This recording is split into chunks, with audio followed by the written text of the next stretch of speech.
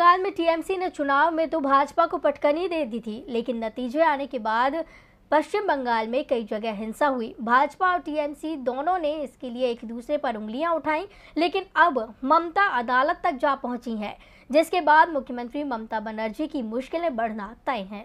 पश्चिम बंगाल में चुनावों के बाद हुई हिंसा में भाजपा और टीएमसी एक बार फिर आमने सामने आ गए हैं।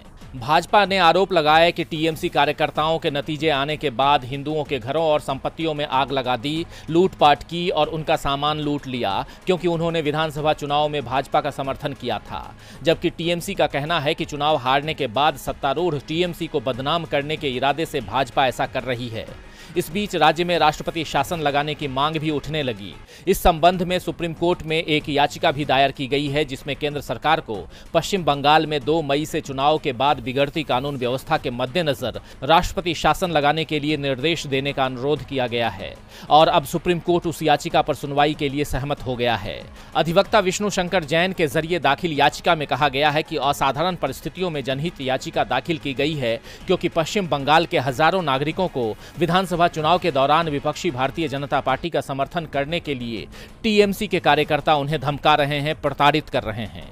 याचिका के अनुसार याचिकाकर्ता पश्चिम बंगाल के उन हजारों नागरिकों के हितों की वकालत कर रहे हैं जो ज्यादातर हिंदू हैं और भाजपा का समर्थन करने के लिए मुसलमानों द्वारा उन्हें निशाना बनाया जा रहा है, क्योंकि वे हिंदुओं को कुचलना चाहते हैं ताकि आने वाले वर्षों में सत्ता उनकी पसंद की पार्टी के पास बनी रहे।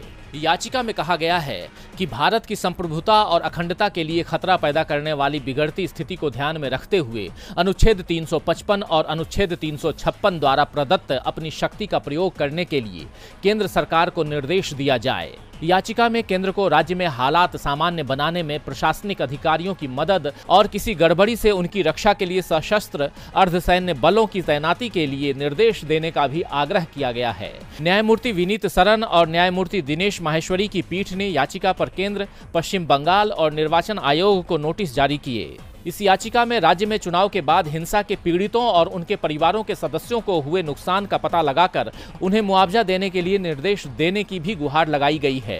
पीठ ने कहा, हम प्रतिवादी नंबर 1 भारत सरकार, प्रतिवादी नंबर 2 पश्चिम बंगाल सरकार और प्रतिवादी नंबर 3 निर्वाचन आयोग को नोटिस जारी कर रहे हैं। हालांकि पीठ ने प्रतिवादी नंबर 4 तृणमूल कांग्रेस यानी टीएमसी के पार्टी अध्यक्ष के तौर पर ममता बनर्जी को नोटिस जारी नहीं किया है। सुप्रीम कोर्ट में याचिका की सुनवाई किस दिशा में जाएगी और इसका क्या परिणाम होगा, ये तो आने वाला वक्त बताएगा। फिलहाल इससे ममता बनर्जी के लिए मुश्किलें बढ़ सकती हैं, जो पहले ही भाजपा के निशाने पर हैं।